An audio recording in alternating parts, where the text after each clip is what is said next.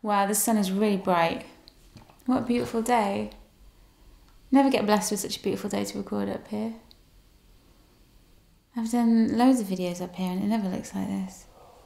So well done, Dave, for bringing the sun. All right. This is Dave Lynch, artist, director, inventor. Is that fair? Yeah. And he's here today to talk to us about his... well, he doesn't actually know what he's going to talk about, so I'm going to ask some questions. And you're going to answer them, aren't you? Although sometimes you probably won't, because that's what you're like.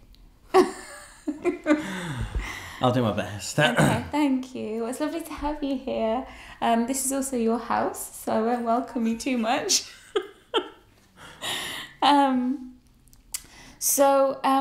Mr. Dave Lynch, what's the last project that you completed?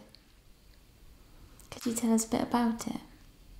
The last project was working with Andy Craven Griffiths. Didn't he used to be on TV, Andy Craven? Is that That's John Craven. Was that John Craven? Wasn't there someone in a child TV series called Andy Craven that had a duck? Who was the man with the duck? I don't know. Yeah, fine, sorry, go on. Andy Craven, yeah. Griffiths.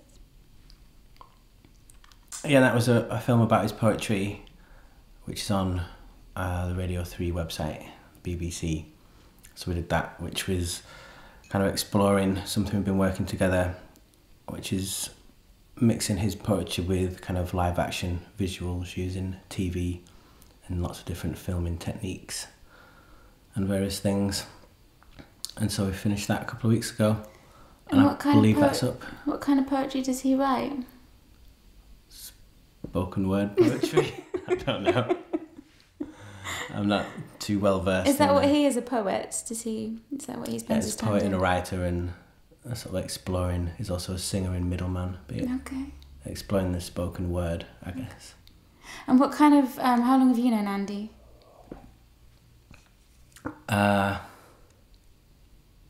Over a decade. Okay. I have no idea. Have you worked with him before? Yeah, we worked. I think one of my first projects actually in the early 2000s, when I decided to be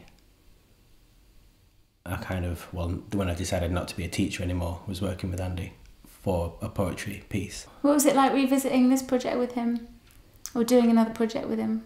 It was good. All this time, yeah. It was good. It was exciting. It's nice to see how the balance of things work. So it was a collaboration really, because in a way it's kind of paving the footsteps for a kind of live theatrical piece. So it's kind of documentation of that. But it was good. It was nice to have a bit of freedom on a piece and work with someone who's excited and who's dedicated into kind of performing the kind of the ritual of what you need to do to be able to kind of perfect things on screen in that kind of context. So yeah, it was good. Filmed at Temple Works. It was freezing. The shoot was a bit of a nightmare. So we didn't have enough budget. It's always the case. But yeah, it was good. It's when nice you said it was research and development project. Okay. What way were you researching? Well, it was just messing around. It's just all fun. Mm. So it's research for this theatre show in the longer term. So this idea of a live performance, because it was very much live, wasn't it? Each of the clips were shot in succession.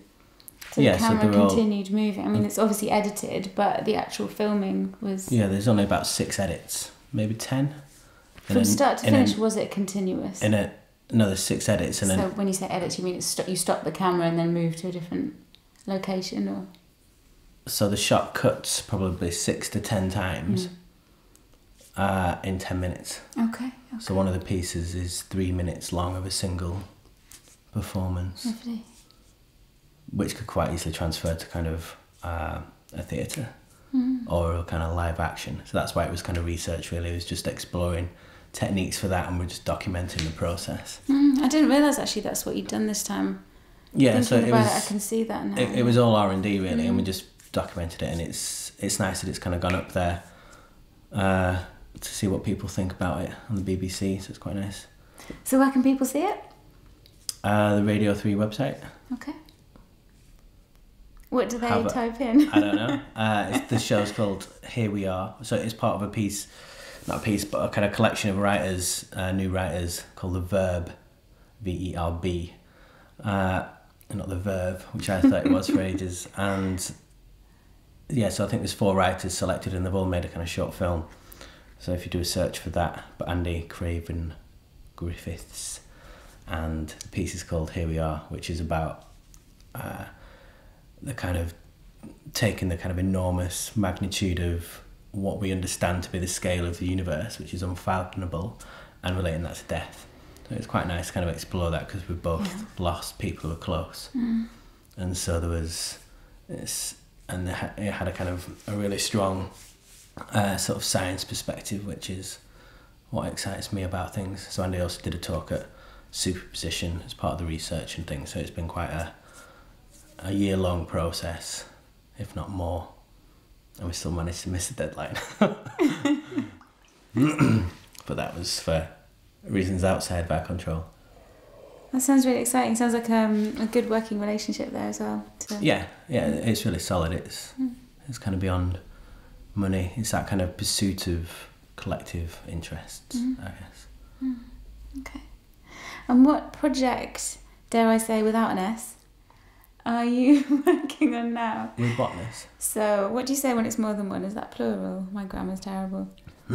So what project rather than projects are you working on right now? Can you pick out one project?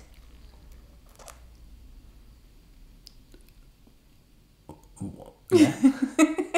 Do you want me to talk about it? Yeah, just pick out one project. I guess the less you think about it, the better. But for what, in what context? Well, just what first project comes to mind? I know you've got some projects that are quite epic, and you've got some projects that are more straightforward. The one that's... Yeah, okay, right, I see what you mean to talk about. Yeah, just right, pick sorry, one. I didn't know if there was anything else. The one that's taken over most of my brain space at the minute is this ongoing cloud projection. The epic one. Research. Yeah. Yeah, so that's now in a new stage of development. So after the 4 years of doing it originally, it's now gone from, it's the end of the beginning, so to speak. So now it's the start of the next phase. Okay. How many phases do you envisage? As many as it takes. Okay. Did you know when you started how long this was, how big this project was going to be? I kind of thought when I started, if it worked, then I'd potentially be ducking in and out of it for the rest of my life, really. I mean, it's not necessarily a project, it's more of a practice. So you didn't know initially whether it was actually going to work, did you? Was that the first stage then, seeing if you could... Yeah. So it's about projecting on clouds, right? Yeah, so it's projecting moving images on clouds from aircraft. So the important thing is that it's from aircraft. So you're in a plane, yeah, flying past a cloud and projecting onto it, and the image itself is moving. It's not just a fixed image moving because you're in a moving vehicle. Well, it's not a slide projector. No, it's a video as opposed to a photograph. Yes, okay. That's what I mean by moving. Moving image. So it's a practice. So I imagine there's lots of people going to be doing it soon. It's similar to like projection mapping. That all started somewhere. That started in the 80s with maybe in the 70s with Disney Imagineering were the first people to do that. And now it's everywhere. So it's in a similar way to that. The more skyward we get with planes and things, the more this will populate. And we culture. talk about the clouds quite a lot in everyday language, don't we? We've got, especially with the internet and things like that, this idea of everything being up in the clouds. And so I've always found it really interesting that you've used that as your medium to project on. I mean, I know there's multiple reasons why you use the clouds. Dave Lynch, why the clouds? It all started off, I guess, as a retaliation to a non-lethal weapon detailed by the US military in a paper from 1981. So these weapons were non-lethal. It's a psychological operation to... A cloud weapon? Project holograms onto the clouds and then kind of confuse the people underneath who think it's the end of the world, it's rapture, etc. Because seeing an image on a cloud would would be alarming, wouldn't it? Because we haven't really seen that. We haven't seen images on clouds. People go nuts over an image of Jesus on toast, so you can imagine what they're going to do over an image on a cloud. I mean, you had people going nuts over what you did, didn't you? Literally, yeah. Well, not literally. What were you called? Well, no, they probably didn't go nuts because of you. They were already on that kind of trail already, I think. I was accused of breaking the fourth seal of Revelations with a pale green horse projected on the clouds. So now it's open for the fifth seal. And that's the start of an earthquake. And you can find this on the internet. So sorry about that, yeah. Right, is that a formal apology you're making there, Dave? Maybe we could post this to him. No, let's not do that. Anyway, okay. And what project are you moving on to next? Again, I'm sure there are many, but just sort of looking about the future. So we've got past, present, and future. This idea of moving into.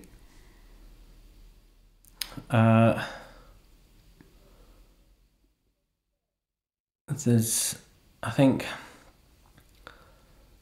well, everything's all tied together, really. So I suppose my next big project has kind of 5 strands, which takes about, I don't know, 4 years, which I'll probably work on a PhD through, which is kind of 5 aspects, which is similar to the clouds. So similar to this kind of artistic intervention using the projected image as a way of communicating ideas to wide audiences through social media.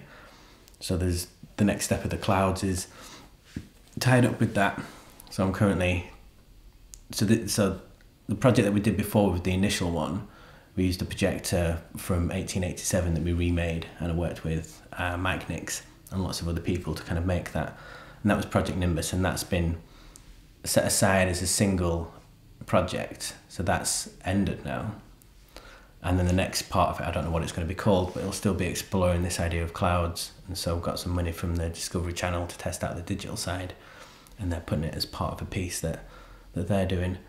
And then that then kind of spans out into another 5 kind of instances of using projection as a way to kind of communicate ideas across social media that have impact, or some kind of cultural comment, like sort of signposting, etc.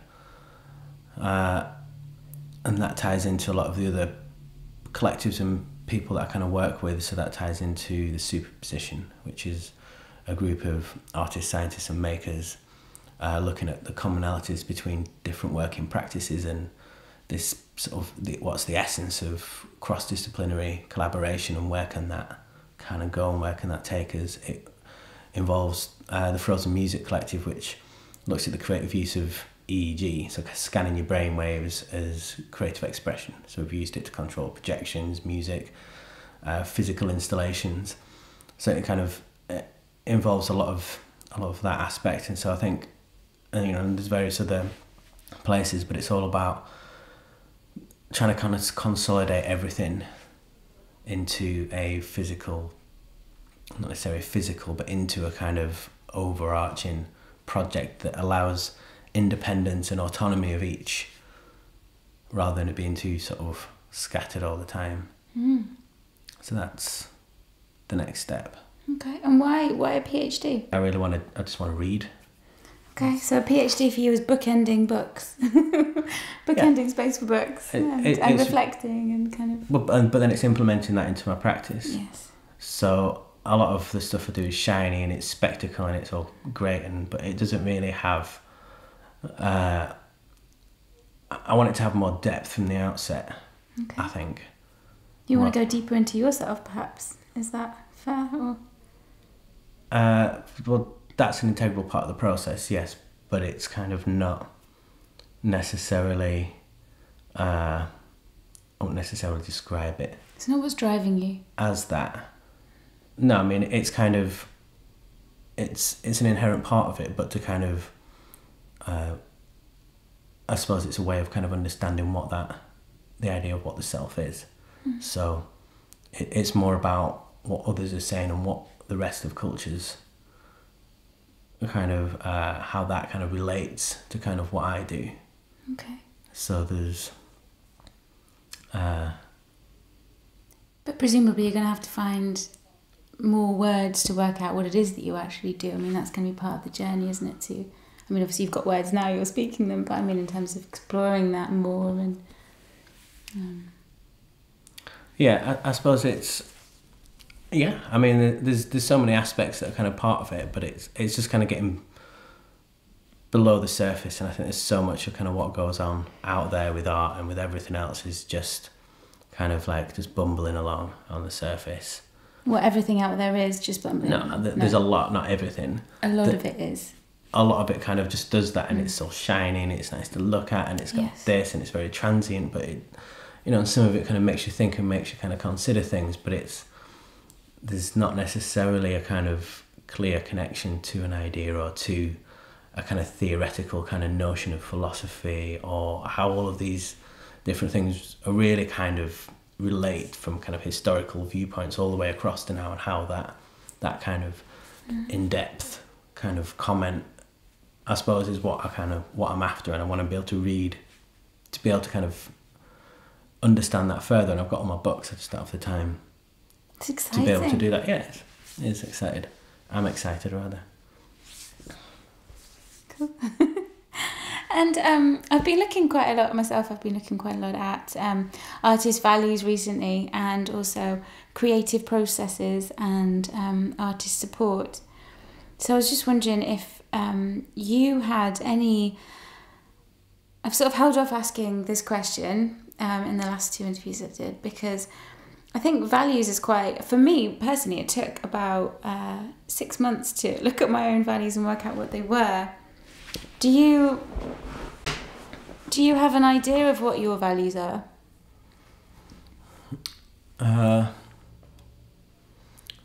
Define value. So what's... I mean, there's what's important to you as an artist. Obviously, that's the value of you being an artist.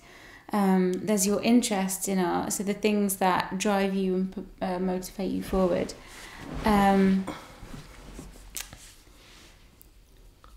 Okay, so yeah, my value, I suppose one of the things I've always battled against, and especially because my practice kind of explores this, is where's the line between a piece of art and making money, and how can they coexist? Yes. So this idea of selling out, or this idea of a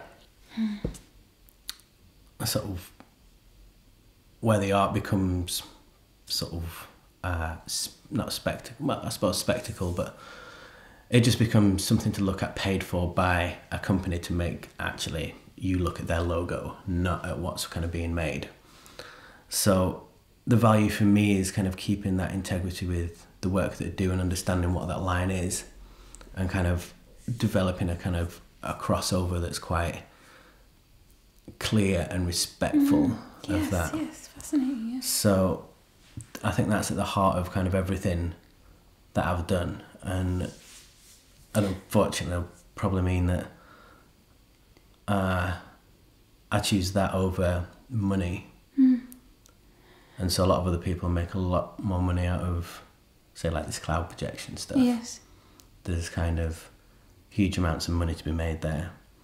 But because I won't go down the route of advertising, then someone else will do that. And it probably won't necessarily even get classed as advertising.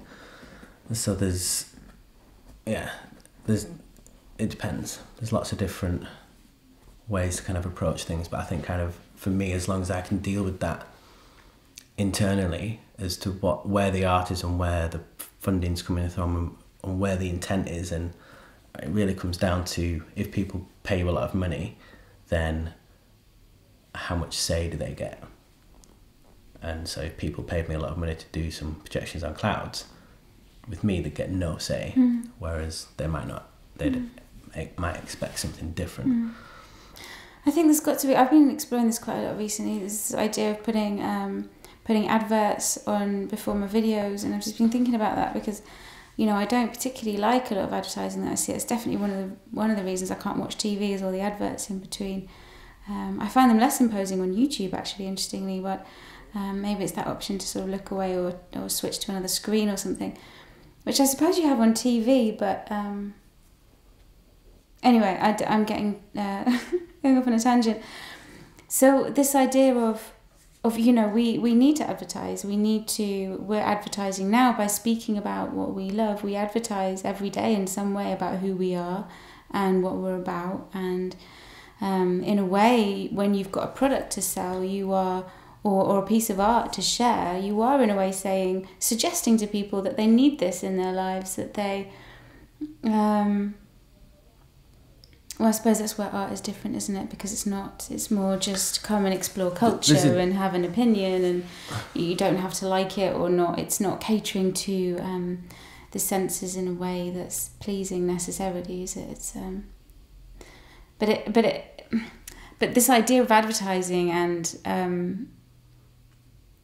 at the moment I'm putting together a Kickstarter video, and a lot of people say, when I'm reading about what is important in a Kickstarter video, a lot of people say you need to tell people why they need your product, why they can't live without your product. And that's kind of the side of advertising that I really struggle with. I think there's a difference between advertising and promotion. Okay. What's the difference, do you think? So, I think... it's pretty much semantics, so it's kind of, obviously you can kind of argue that everything is kind of tied up, but for me, promotion is kind of making people aware of something that's happening that could kind of enrich their lives, or that they would find interesting, or would kind of somehow kind of make their lives better, whereas advertising, for me, kind of just has the kind of negative connotations of being sold something or told that you need something that you don't actually need. Yes. How do you establish what the difference is? Some people feel like they need five different types of... It's how you present things. It's how you present things. It's sort of... and it also depends on what the values of those companies are, for me, on what else they do. And it's kind of... and how else they kind of conduct the rest of the business as to whether or not they genuinely care about the environment, social responsibility, all of these different things. If they kind of have that and they kind of practice that, then I'm happy to kind of share with what I do. But if they don't, then I stay away from it. That's pretty in an ideal world, but I don't necessarily always get that choice or have the time to kind of look at that. Yes, it's not always that straightforward. You don't always know what someone's values are until you research them or find out more about them as well. Yeah, but it depends on what you're kind of giving away. So if I'm talking about sort of doing something with my art connected to what they're doing, then I'd research it in a different way. So we did an installation with Tailors of Harrogate, who make coffee and tea, and it was, you wore this brain EEG device, and when you drank coffee it kind of made musical notes, and two musicians kind of played that and did this installation in London, and they were amazing to work with. So we just had a nice balance of the logos. They presented this as kind of like artistic kind of research. They got lots of people in to talk about kind of what was going on, so it helped them promotional wise. But Tailors of Harrogate are a great company in terms of what they do in terms of sustainability overseas, and kind of cultural and social responsibility for all this stuff. So it was great to kind of help them promote what they do. So almost felt supported as an artist by them, rather than them just taking something from you. Is that what? It felt they respected what the other side of the process was. Supported as an artist is... Yeah, there was a level of trust from both places. Okay, that's important. And that's kind of, and they didn't kind of want to. They had suggestions, but understood that it's kind of it was a balance of that we both had our names on this thing, and everybody wanted it to kind of go well. But there's and so everything kind of, obviously it's advertising for them, and kind of promotion of sort of what they do, and for them the idea behind this was that it kind of promotes them as a leading kind of innovative kind of people who kind of sort of take risk, and they're a brand that are also looking to the future, as well as being quite sort of stable and started off from a kind of grassroots kind of place. So it fit, but it was more of the kind of promotion as opposed to us sort of making people think that their life would be horrible without this coffee, or their life would be better without this. It was sort of like, this is an installation that's been part of this kind of... We're exploring together. Research, yeah. Yeah, lovely. I see. Whereas I think some of the other work that I've done in the past is just about... it doesn't feel like it's instructional, or it's there for beauty, or it's there for... It feels like it's got no other purpose. Okay. Apart from making people want to spend money on something that they don't actually need. Okay. Thank you. Okay. I want to continue this conversation with you. Is it date night tonight? Yeah, it is actually. It'd be really good to talk about. So just carrying on, do you have any, we're just running out, do you have anything to say about, that you'd like to say? I mean, you have talked quite a lot about your creative process, but is there anything you'd like to say about that specifically? Maybe you could bring it into, I think actually this fits you quite well, because the other question was going to be around artist support. How do you need support as an artist, and how do you support others as an artist? And there's quite a lot of collaboration in your creative process, isn't there? I really enjoy the process of collaboration. I find that it's, rather than the way that I see it in my head, is that you're trying to get from A to B. That's a very 2D kind of linear process, and through collaboration it becomes into a kind of 3D kind of environment of where you get to, and you don't know where you're going to go. Mm-hmm. And so B is just like you're on a pursuit to kind of go to a place, but you don't know where that place is going to be or where you're going to end up. Through collaboration, that can kind of open that out into lots of other ways. And there's, I think, another thing in terms of a way I like to kind of navigate the world, and especially through art practice and live, I guess, is through sharing. So I like this idea of value. It's something I learned from Jane Earnshaw, actually, through the I Love West Leeds Festival. And just... I Love West Leeds Festival? Yeah. Does Jane Earnshaw run that? It's not running anymore, okay. But it did for years. But that was all about kind of bringing people together to do kind of bonkers things for the community, and to kind of exploration, really, and to kind of bring sort of laughter and cheer and just weirdness into kind of people's lives. And one thing that I kind of really got from that is that everybody had their process valued.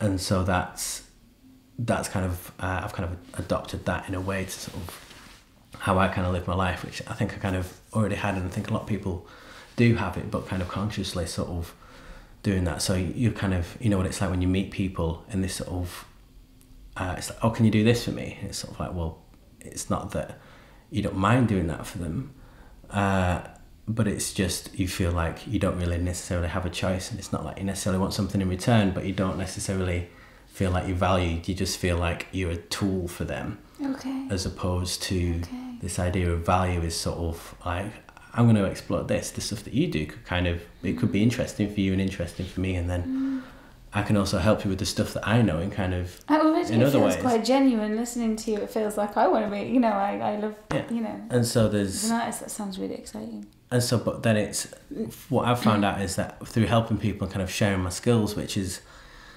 because in my commercial sense, I kind of charge quite a lot for a day, it's easier to kind of just give someone a day's worth of my time for a day's worth of their time, which I completely see the value in that.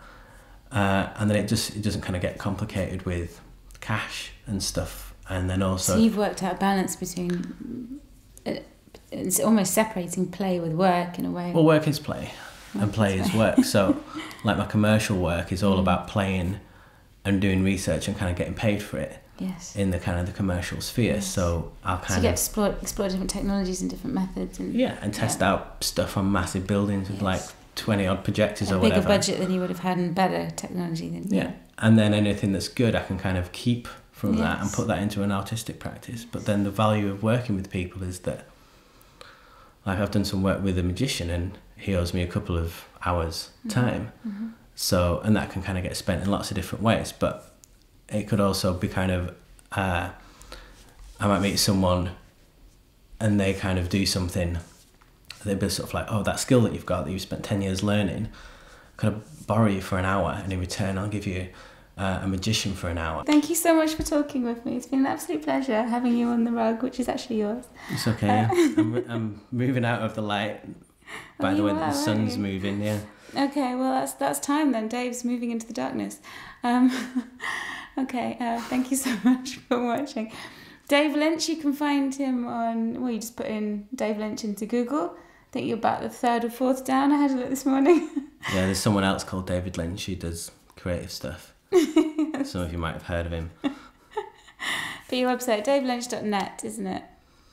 And you can find out all about Project Nimbus there. And yeah, check out the radio, BBC Three. Yeah, I should probably update my website. I've not done it in about 15 months. But then you could go on to BBC Three for that radio, is it? BBC Three radio? Yeah, you just put some links under this page. Probably easier than talking about it. Okay. Okay, all right then.